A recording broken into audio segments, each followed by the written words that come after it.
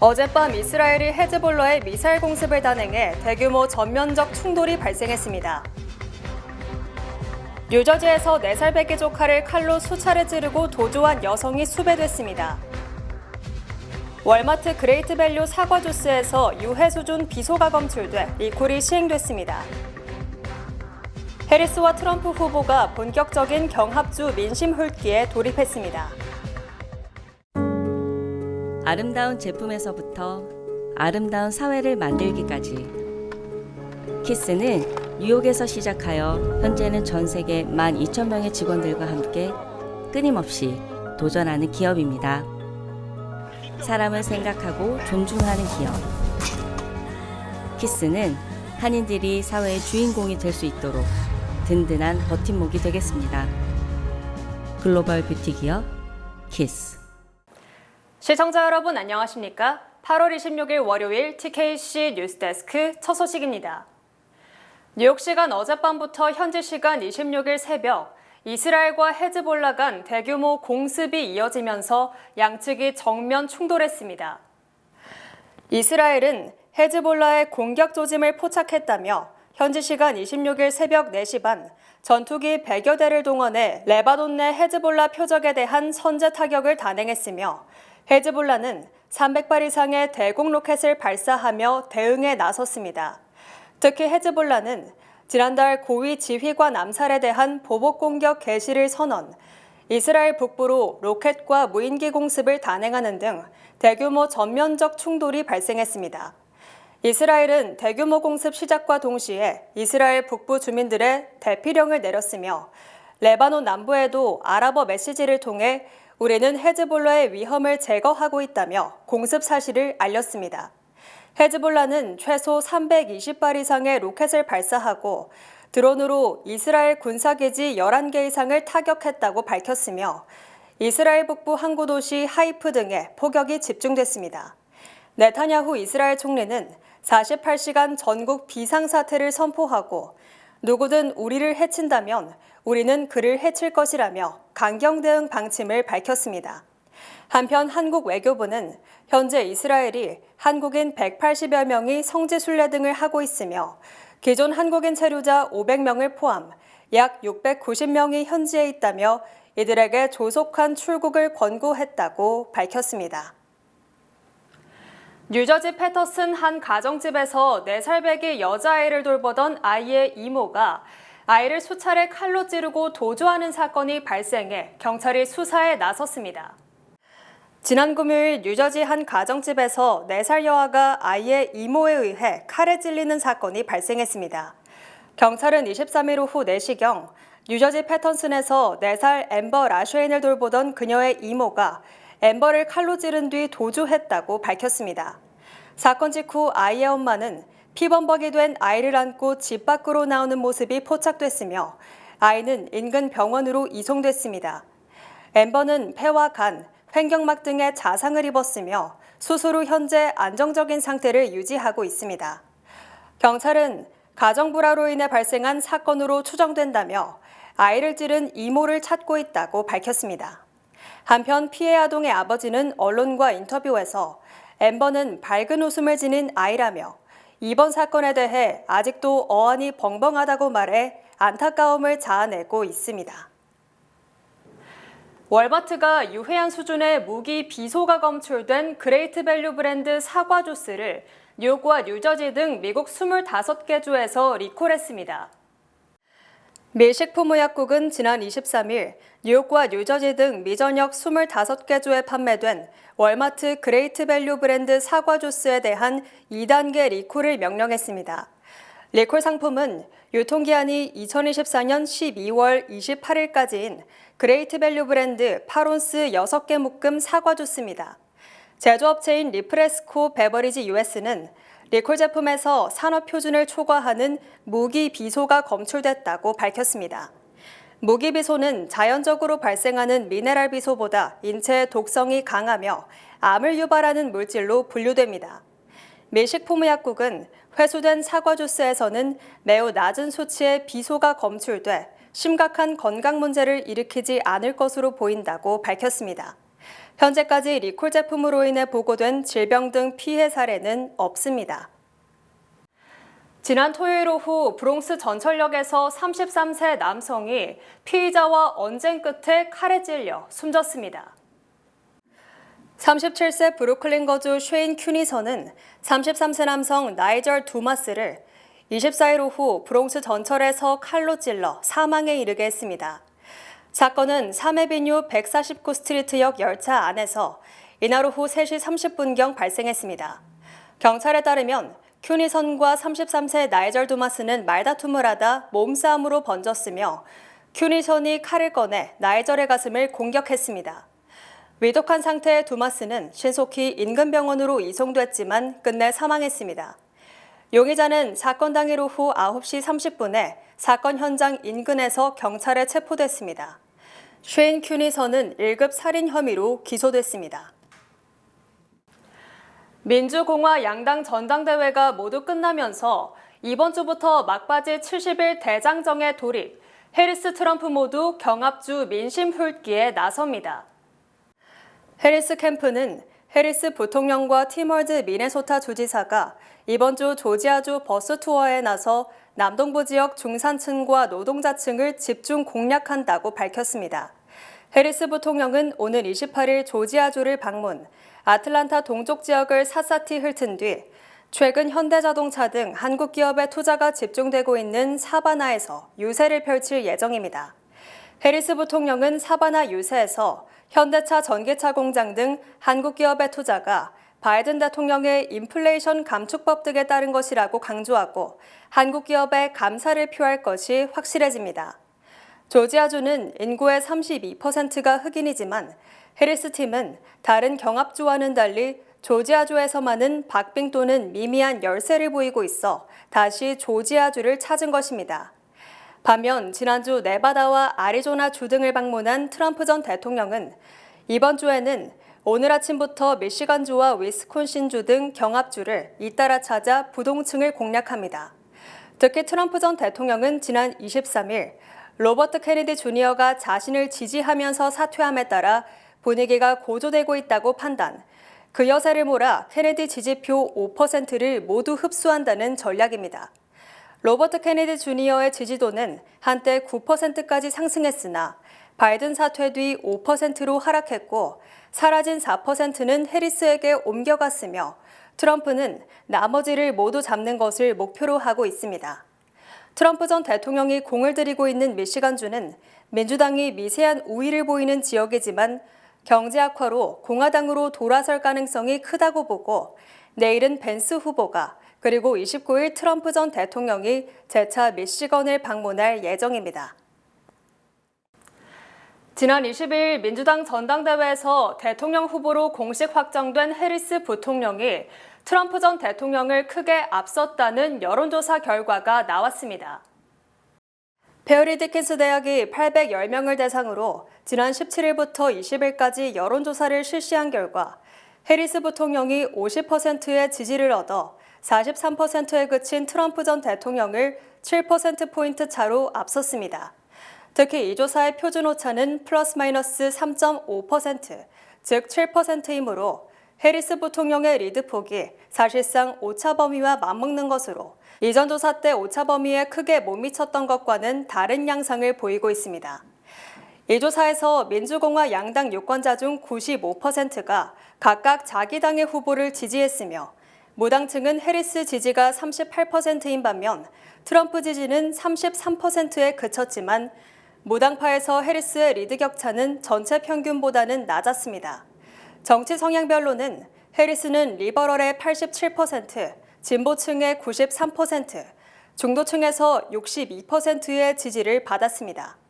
또 트럼프는 보수층에서 76%의 지지를 확보했고 특히 미국을 다시 위대하게를 따르는 유권자층에서는 85%의 압도적 지지를 확보한 것으로 나타났습니다.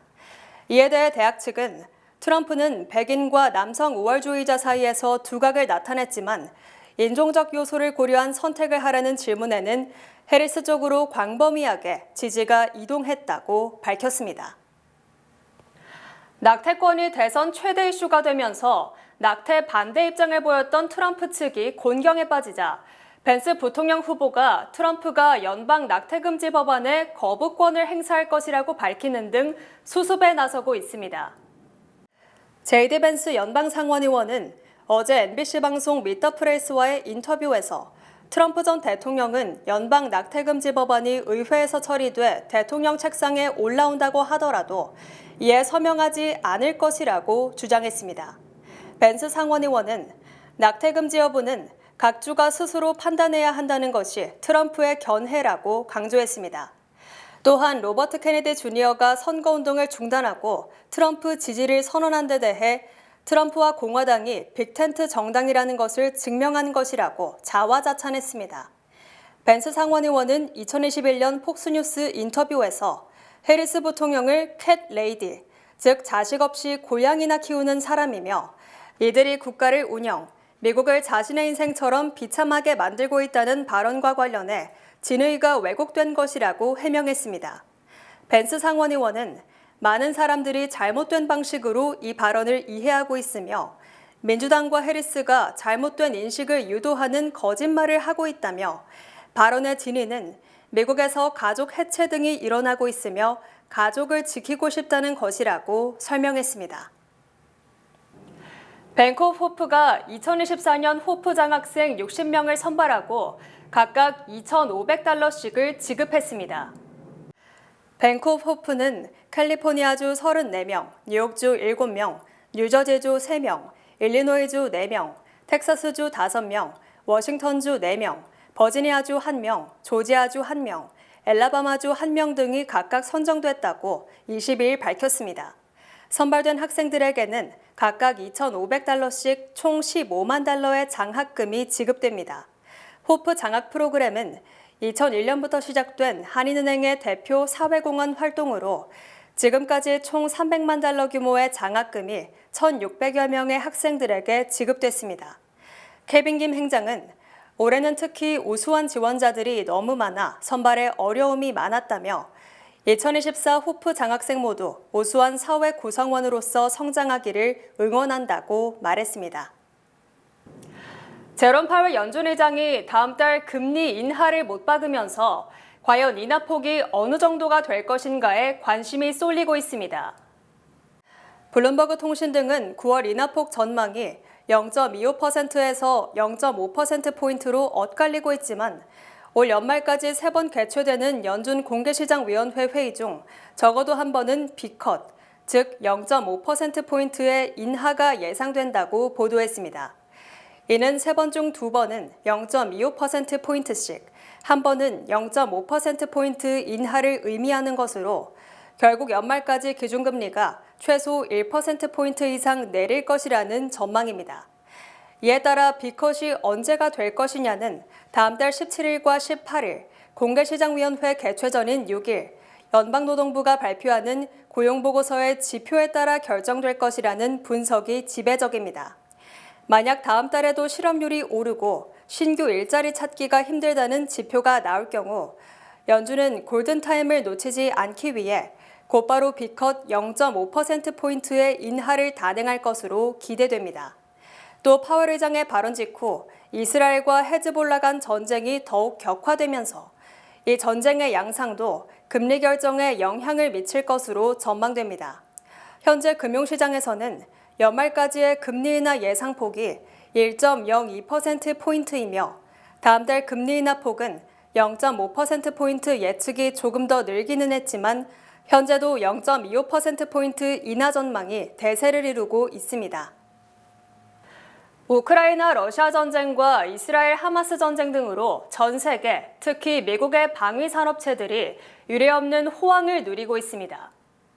버티컬 리서치 파트너스는 세계 15대 방위 산업체가 오는 2026년 잉여 현금 흐름이 520억 달러를 기록할 것이라고 전망했으며 이는 2021년 말에 2배가 넘는 것입니다. 또 미국의 5대 방위 산업체는 2026년 말까지 260억 달러의 현금을 벌어들일 것으로 예상되며 이는 2021년 말보다 2배 이상 많은 것입니다. 특히 미국의 통계에는 최근 보잉 737 맥스 추락 등으로 경영 실적이 부진하고 민간 항공기 비중이 큰 보잉사를 제외했음에도 엄청난 실적을 기록한 것입니다. 유럽에서도 영국의 벨 시스템스, 독일의 라인메탈, 스웨덴의 사브 등 주요 방산업체들이 미사일과 탄약 주문 증가에 힘입어 현금 흐름이 40% 이상 증가할 것으로 예상됩니다. 최근 미국 의회는 우크라이나와 대만, 이스라엘 지원 법안을 통해 록히드 마틴 등 5대 방산업체와 협력사에 국방예산 130억 달러를 배정했고, 영국도 최근 3년간 우크라이나에 대한 군사 원조로 76억 파운드를 투입했습니다. 이처럼 방위산업체가 호황을 누리는 것은 두 개의 전쟁 때문이기도 하지만 이 전쟁들 때문에 미사일과 탄약 등의 공급 차질을 우려한 다른 나라들의 재고 확보 경쟁도 원인으로 풀이됩니다. 미주 최대 한인은행에서 이제 아시아계를 대표하는 은행으로 도약하는 희망을 설계하는 전문가들의 은행, Bankers, Experts, Neighbors, 뱅크 오브 호프가 지원합니다. 주요 단신 전해드립니다. 파리올림픽에서 금메달을 차지한 뉴질랜드 출신 한인 골퍼 리디아 고가 어제 영국 스코틀랜드에서 열린 시즌 마지막 메이저 대회인 AIG 오픈에서 우승을 차지했습니다. 로버트 케네디 주니어가 트럼프 지지를 선언하고 사퇴한 데 대해 그의 동생을 비롯한 케네디가 주요 인사들이 일제히 가문을 배반한 행동이라고 비판했습니다. 텍사스주를 비롯한 공화당이 장악한 16개 주 주정부가 26일 시민권자의 불법 체류 배우자와 자녀 등에게 영주권 신청 자격을 주는 바이든 행정부 정책에 반대 소송을 제기했습니다. 파월을 작은 23일 잭슨홀 심포지엄 연설에서 연준이 기준금리를 20년 만에 최고치에서 이제는 인하할 때가 됐다며 사실상 기준금리 인하를 못 박았고 투자자들은 채권 투자 등이 유망할 것으로 내다봤습니다. 스위스 재무장관이 미국의 과도한 정부 부채는 시한폭탄이며 이달 초 주식시장에서의 작은 급락은 경고 사격이라고 주장했습니다. 일론 머스크가 소유한 소셜미디어 기업 X가 3주 내에 텍사스 오스틴으로 본사 이전을 마무리할 계획인 가운데 샌프란시스코는 X의 존재감이 크지 않다며 잔류를 구걸하지 않는다고 밝혔습니다. 제2차 세계대전 당시 여군으로 참전했던 영국의 102세 할머니가 생일을 기념 스카이다이빙을 했으며 아무것도 포기하지 말라는 메시지를 전했습니다. 미국 소비자들이 지갑을 닫으면서 맥도날드가 $5대의 메뉴 판매를 연장한 가운데 서브웨이도 현재 $14에 판매되는 1피트 길이의 풀동 샌드위치를 절반값인 $6.99로 인하한다고 밝혔습니다. 날씨 전해드립니다. 화요일인 내일은 약간 흐리겠습니다. 낮 최고 기온은 86도, 최저 기온은 71도입니다. 해 뜨는 시간은 6시 18분, 해 지는 시간은 7시 34분입니다. 이상으로 주간 날씨와 세계 날씨 전해드립니다.